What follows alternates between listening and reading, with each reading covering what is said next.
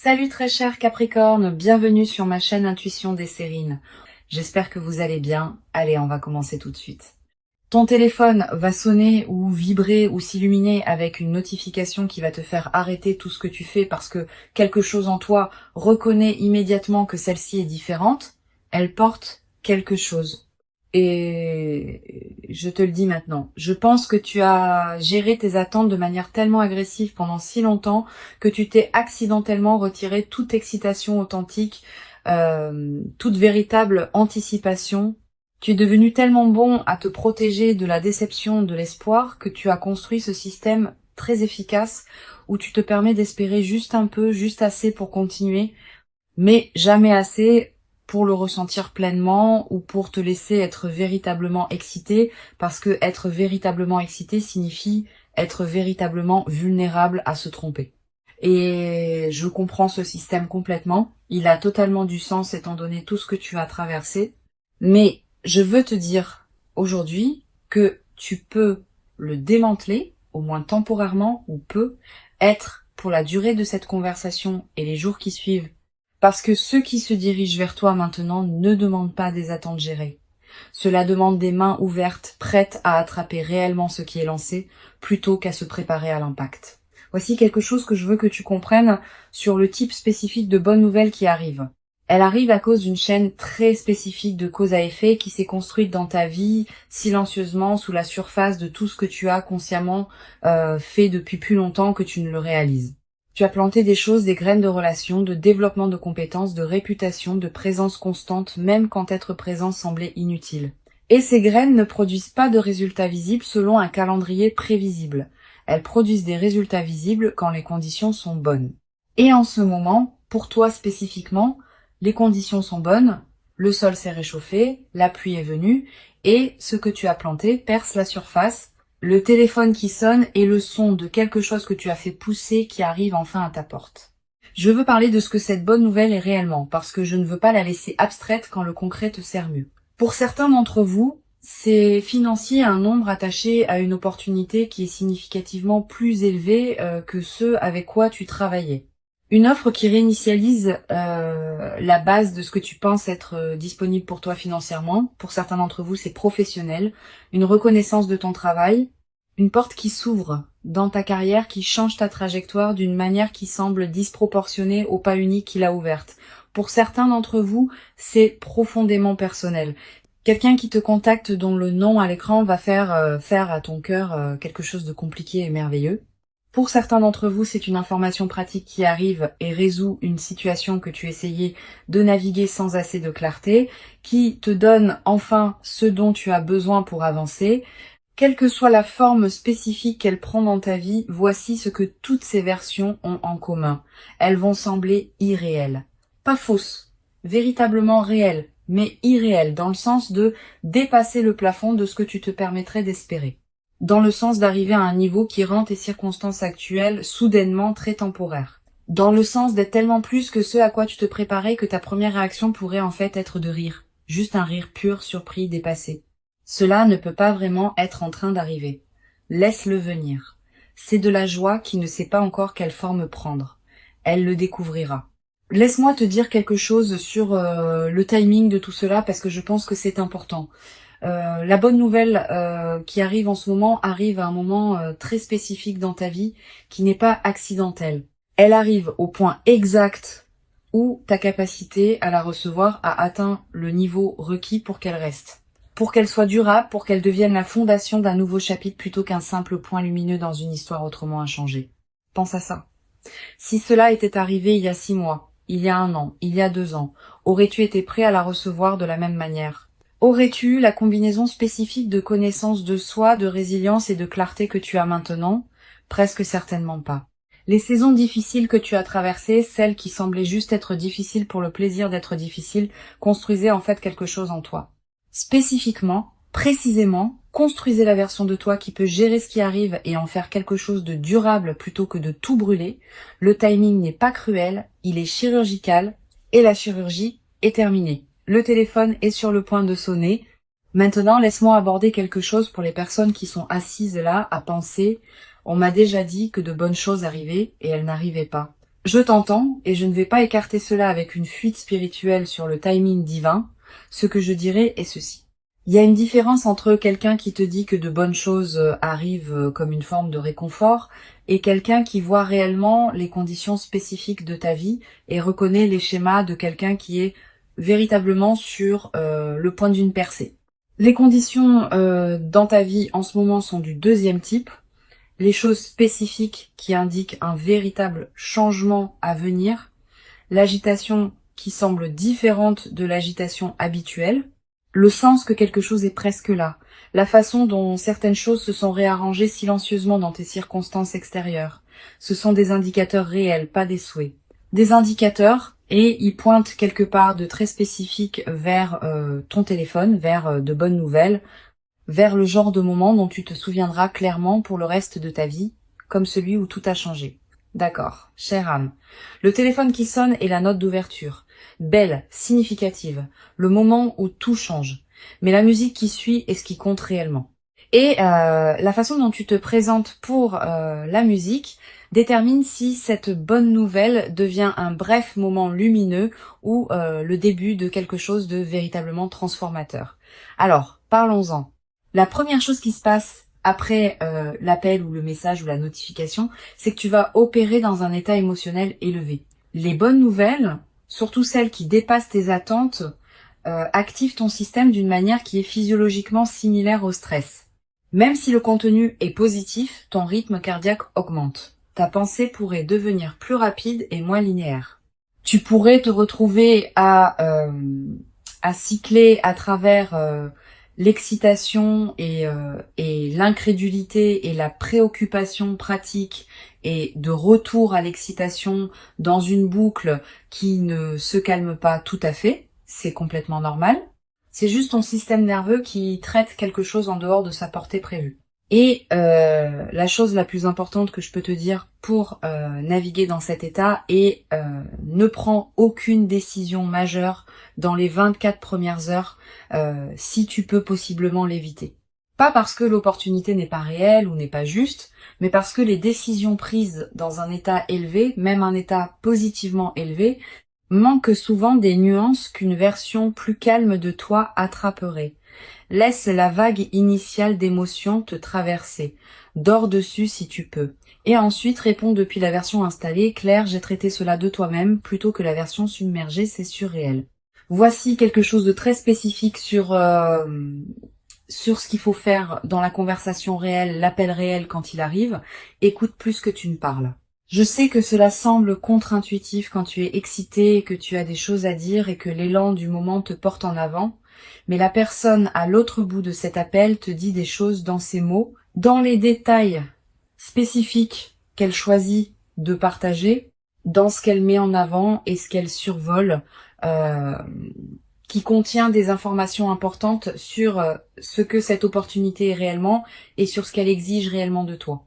Et si tu parles par-dessus cette information avec ton propre enthousiasme, tu vas manquer des choses qui comptent. Écoute d'abord, pose des questions avant de prendre des engagements. Assure-toi de comprendre ce qui est réellement offert avant de répondre à ce que tu penses être offert, parce que la nature unique de ce qui arrive signifie qu'elle mérite ton engagement le plus réfléchi, le plus lucide, le plus pleinement présent, pas la version réactive. Laisse-moi parler d'argent spécifiquement parce que je sais que pour beaucoup d'entre vous, c'est là que la bonne nouvelle est la plus urgentement nécessaire et la plus transformatrice quand elle arrive. La bonne nouvelle financière qui se dirige vers toi va venir avec une décision attachée à elle. Pas nécessairement immédiatement, mais assez rapidement, un moment où tu dois décider quoi faire avec soit l'opportunité, soit les fonds eux-mêmes. Et je veux te donner un cadre pour cette décision qui, je pense, va te servir beaucoup mieux que de l'inventer dans le moment. Avant toute chose, avant toute dépense, avant toute célébration, avant toute générosité envers les gens autour de toi, aussi sincèrement motivée soit-elle, sécurise la fondation. Quelle que soit la forme que prend la bonne nouvelle financière, ton premier mouvement est le mouvement qui rend le niveau suivant de ta vie financière structurellement durable plutôt que temporairement élevé. Cela pourrait ressembler à payer la chose qui génère le plus de stress, ou établir la réserve qui n'a jamais existé, ou faire l'investissement dans ta propre capacité, compétences, équipement, infrastructure qui te permet de générer plus plutôt que de simplement gérer ce qui est arrivé. La fondation d'abord, tout le reste ensuite. Parce que la fondation est ce qui fait de cela le tournant plutôt qu'un moi vraiment bon. Je veux parler de la dimension relationnelle, de la bonne nouvelle qui arrive, parce que je sais que pour certains d'entre vous, c'est la pièce qui compte le plus. L'appel qui vient pourrait être de quelqu'un de spécifique, quelqu'un que tu espérais entendre, quelqu'un dont la prise de contact représente la résolution de quelque chose qui était resté non résolu entre vous. Et si c'est le cas, je veux te préparer à la complexité de ce type spécifique de bonne nouvelle, parce que la bonne nouvelle relationnelle, surtout celle qui implique une reconnexion ou une nouvelle profondeur avec quelqu'un qui te tient à cœur, vient avec des couches émotionnelles qu'une bonne nouvelle purement financière ou professionnelle ne porte pas. L'excitation est là, mais la vulnérabilité aussi. Le bonheur est là, mais aussi la conscience de ce que signifie laisser quelqu'un entrer, espérer quelque chose avec une personne spécifique, vouloir un résultat spécifique. Quand cet appel viendra, je veux que tu mènes avec honnêteté plutôt qu'avec stratégie. Pas en partageant trop, pas en performant tes sentiments avant de les avoir pleinement identifiés, mais avec une véritable présence. Une honnêteté réelle, parce que la relation disponible pour toi dans cette saison ne peut être construite que sur la version réelle de toi. La version stratégique te fait démarrer, mais ne te mène jamais où tu veux réellement aller. Il y a quelque chose dont je n'ai pas encore parlé. La bonne nouvelle dépasse ce à quoi tu t'attendais d'une marge qui fait que l'écart entre l'attente et la réalité semble presque rêver. Et cette disproportion n'est pas un accident ou une erreur dans les mathématiques de l'univers. C'est l'intérêt accumulé sur l'investissement de continuer. Voici comment j'y pense. Chaque jour où tu as choisi de rester pleinement dans ta vie, de continuer à poursuivre ce que tu poursuivais, de continuer à croire ce que tu essayais de croire, de continuer quand l'argument rationnel pour arrêter était en fait assez fort ce jour-là, à générer quelque chose de pas immédiatement visible, pas immédiatement tangible, mais réel. Et cela s'est composé silencieusement, invisiblement, sans aucune annonce, et maintenant l'intérêt composé paie tout en une seule fois. C'est pourquoi le montant semble irréel, parce qu'il est véritablement plus que ce qu'un seul jour d'effort aurait produit. C'est la somme de tous les jours, toute la persistance silencieuse, toutes les présences peu glorieuses qui te reviennent avec intérêt sous forme de nouvelles si bonnes qu'elles te font rire. Maintenant, je veux te demander quelque chose de personnel. À quoi ressemble ta vie la semaine après l'appel? Pas dans 6 mois, pas dans 1 an, la semaine d'après. Qu'est-ce qui change en premier? Que fais-tu différemment le lundi matin quand la chose s'est déjà produite? Quand la bonne nouvelle est déjà arrivée, a été confirmée et est maintenant juste la nouvelle réalité à l'intérieur de laquelle tu vis. Imagine-le. Sois spécifique.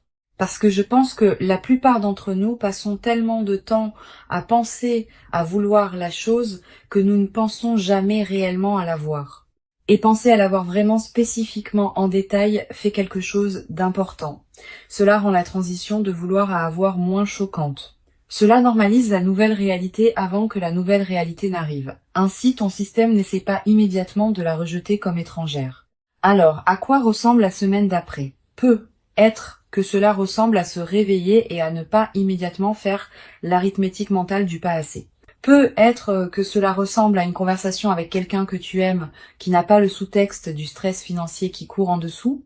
Peut être que cela ressemble à dire oui à quelque chose à laquelle tu as dit non pour des raisons pratiques qui ne s'appliquent plus. Peut être que cela ressemble à s'asseoir quelque part ta cuisine, ta voiture, quelque part d'ordinaire et avoir cette vague soudaine, silencieuse, presque embarrassante de gratitude te submerger parce que tu y es arrivé, parce que tu as tenu bon, parce que la chose à laquelle tu as continué à croire s'est avérée être réelle.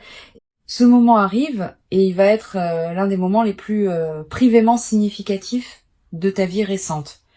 Pas un triomphe public, pas quelque chose que tu expliques nécessairement pleinement à quelqu'un d'autre, juste un moment privé d'atterrir quelque part où tu essayais d'arriver depuis longtemps. Chérie, ce moment quand il arrive, c'est l'un des meilleurs que la vie offre.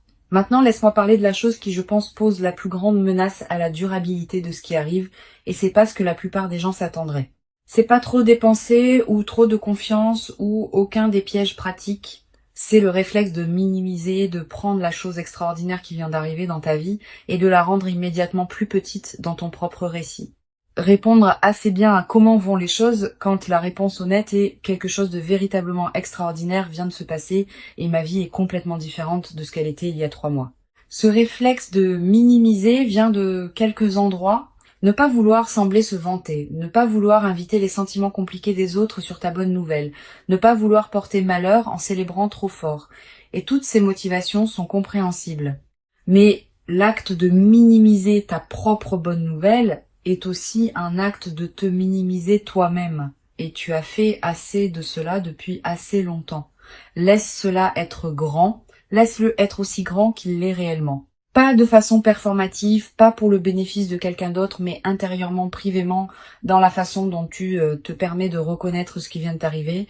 C'est grand. Laisse-le être grand. Voici quelque chose à propos de l'appel spécifiquement que je veux aborder parce que je pense que cela compte.